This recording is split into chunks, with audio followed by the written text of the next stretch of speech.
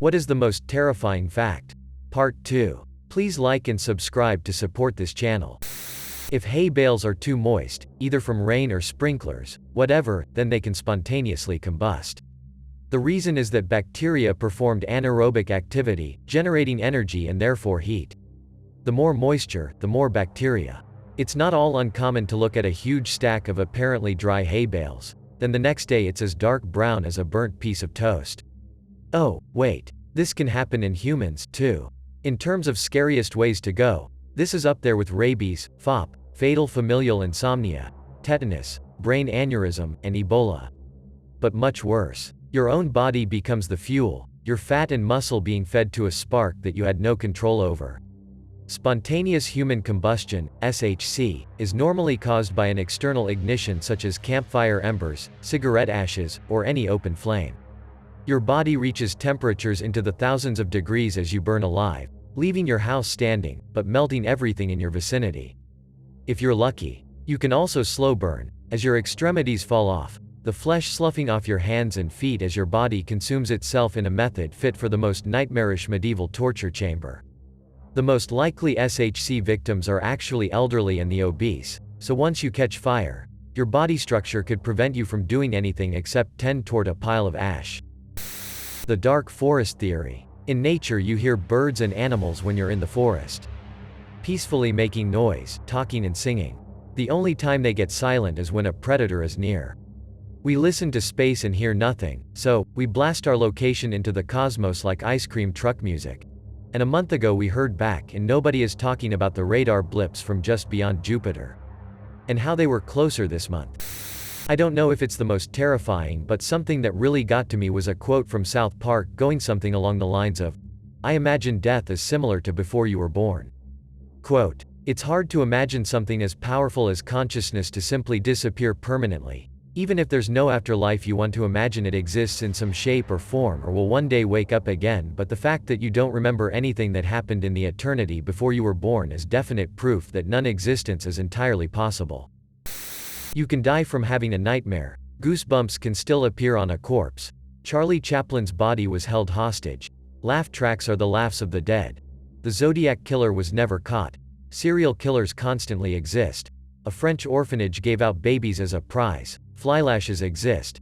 Victorian-era entertainment involved creepy costumes. A queen caused her subjects to mourn with her. Victorian-era surgeries were literal torture. JFK's brains and bones were lost. A young girl's body was dug up cause her town thought she was a vampire. You feel safe in that bed, or on that couch, or at that table, don't you? You feel safe in that house. You feel safe where you are. Scary things happen, but not in your house. Where you are safe, but you aren't. We are on Earth. Earth is in space. A giant rock in space. Floating in an endless abyss of literal nothing. If something hit us, and knocked us away from the sun, the entire planet would freeze. If it knocked us towards the sun, however, we would all burn to death. And all it would take to move us is a big rock. There are billions of giant rocks hurtling through space all the time. That might not scare you, but it sure scares me. That God will tolerate anything. God doesn't protect or help a single person. He refuses to take control of the horrible world he created. The Creator submits to the created.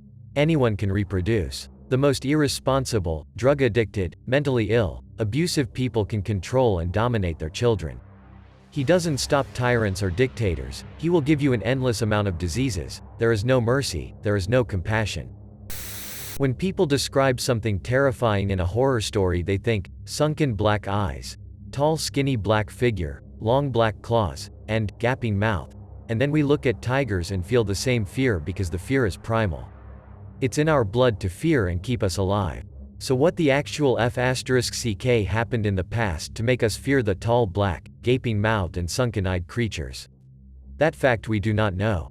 By the way, have fun sleeping tonight, smiley face. Prion diseases, Creutzfeldt-Jakob disease, is 100% lethal like rabies, but no one has ever been recorded to have survived.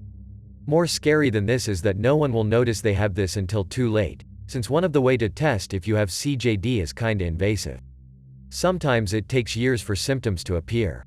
You could get it by eating contaminated cow meat, infected surgery tools, a mutation, or a blood transfusion. The variant that is caused by eating contaminated cow meat is more common in the UK, which is why some people who were born in a certain time period can't donate blood. Not sure if this is completely right. I read something like this a while back. It can also kill you in less than 5 months. There exists only one disorder that causes one kind of tissue to be replaced by another, completely different tissue. Fibrodysplasia ossificans progressiva, or Stoneman syndrome, where the muscles in your body are slowly replaced with bone and fused to your skeleton. It's one of the rarest and most terrifying diseases out there. There's no outward signs of having FOP. It starts sometimes around 10 years of age, where any tiny micro tears in your muscle fibers are replaced with bone instead of muscle, starting from the head and going down throughout your body. Soon you can't move your neck, then your jaw, then your arms. One by one the joints in your body go from being painful to impossible to move. There's no cure or treatment for it either. Trying to remove the new bones only results in explosive growth of even more bone. You'll most likely only live to your late 30s if you're lucky, giving you plenty of time to decide whether you want to spend your last years sitting or standing. The Mutter Museum in Philadelphia has a skeleton belonging to a man who suffered from FOP, which you can look at here. One day, you and everyone you love will die. And beyond a small group of people for an extremely brief period of time, little of what you say or do will ever matter. This is the uncomfortable truth of life. And everything you think or do is but an elaborate avoidance of it. We are inconsequential cosmic dust, bumping and milling about on a tiny blue speck. We imagine our own importance. We invent our purpose. We are nothing. Mark Manson from his book, Everything is Foo *Ked. The scariest thing that I can think of is that no matter what we do or where we go, no matter how far into the void we reach, the universe and everything in it will eventually succumb to entropy and grow cold and lifeless. All of our monuments, all of our knowledge, all of our discoveries and accomplishments will eventually amount to nothing. There will be no one and nothing to mark that any of us ever existed, and nothing that we do, or learn, or create can ever change that. On the upside, I'm solipsistic and believe that all of this exists solely in my imagination, so none of you really exist anyway, and the heat death of the universe is probably really just me waking up. You have to admit that reality being a crazy fever dream does explain a lot. Closing parenthesis. The methane clathrate gun hypothesis. Basically, there is a huge amount of methane trapped in the subsea permafrost and under the ocean floor. As soon as it starts being released, the added methane in the atmosphere causes a runaway greenhouse effect, leading to more melting and more methane in a vicious cycle. This would lead to large sections of the Earth's surface becoming unlivable for humans within a single human lifetime.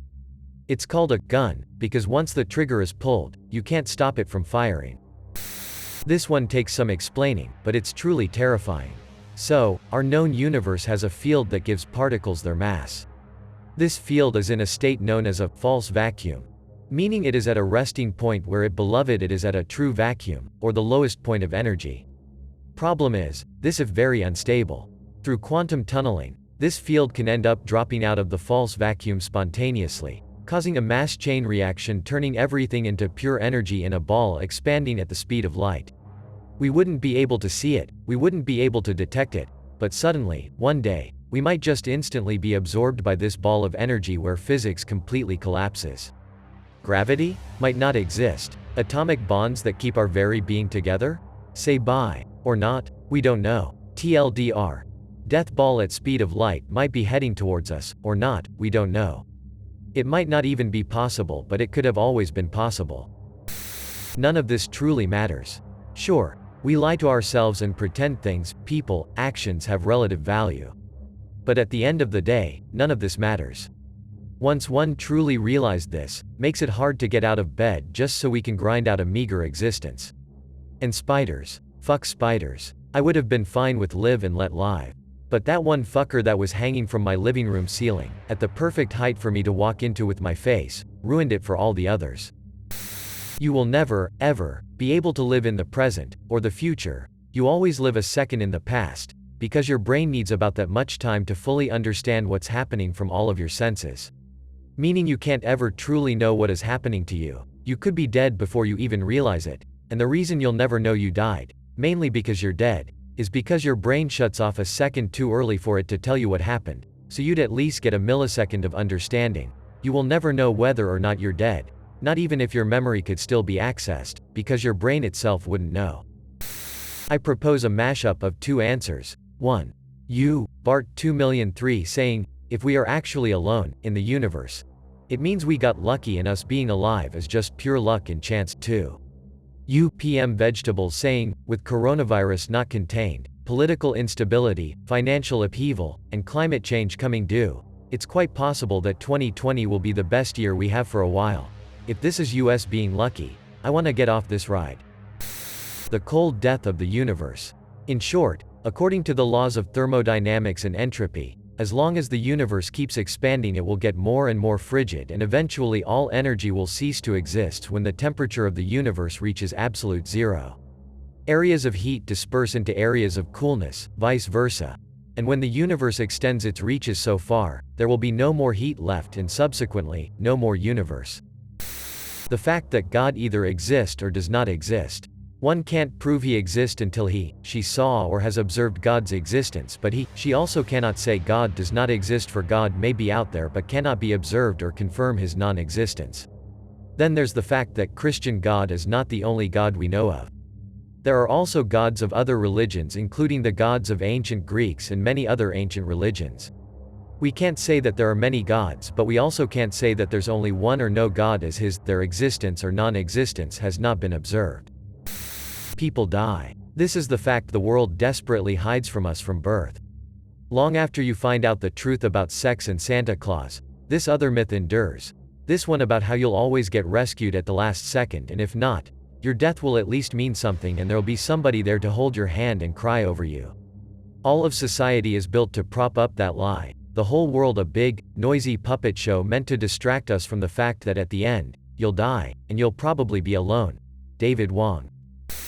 There is a disturbing rise in ciguatera, an incurable type of food poisoning caused by ingesting fish contaminated with ciguatera algae toxins from dead coral, as more fish are living and feeding off bleached and dying coral reefs due to climate change. There is no way to safely cook a ciguatera contaminated fish, or even test for the presence of the toxin. Raw, fresh, frozen fish all carry the same risk, and the geographic range of the disease is only set to increase as ocean temperatures rise across the globe, causing more coral bleaching events. Here are some of the symptoms. While ciguatera initially presents itself as standard food poisoning, it eventually morphs into numbness in the fingers and toes that recurs for months or even years, and sometimes causes a switching of hot and cold sensations, which leads people to think their cold soda is burning them or causes them to drink far too hot coffee. The fingers, legs and toes felt often as if benumbed. Nay, the whole limbs became in some measure paralytic. Source. I know astronomy is probably overused with this question, but hey, I'll take a shot at it, trying to add to the terrifying realities. There are great cosmic powers in the form of hypervelocity stars. They move fast and not all of them have been discovered. It is quite possible one is heading for us right now and we wouldn't know until too late. And of course black holes too are actually difficult to spot given their nature. Cause they are black holes and moving at great speeds, big brain time. Black hole speed is greater than 400,000 kilometers per hour, depending on mass, but can't exceed speed of light but can get close. Hypervelocity stars on the other hand travel at or more than 1,800,000 kilometers per hour. The closest black hole currently known is only 1,000 light-years away. Observatories have only found 100 black holes and people speculate that there could be over 100 million. There must be a bunch of them closer by that we haven't found yet, but this is the closest that we know, says Haida. Based on the number of stars in the Milky Way, we expect that there are about 100 million of these small black holes, and we've only found less than 100 of them. If black holes were spread evenly throughout the galaxy, the closest should be just 30 to 40 light-years away, she says. New scientists now also bear in mind the black holes have to be a certain mass and distance away to do damage. Black holes in our backyard. Get off my damn property. Yup folks, we live in a shooting gallery. Quasars, strange quarks, hypervelocity stars and black holes.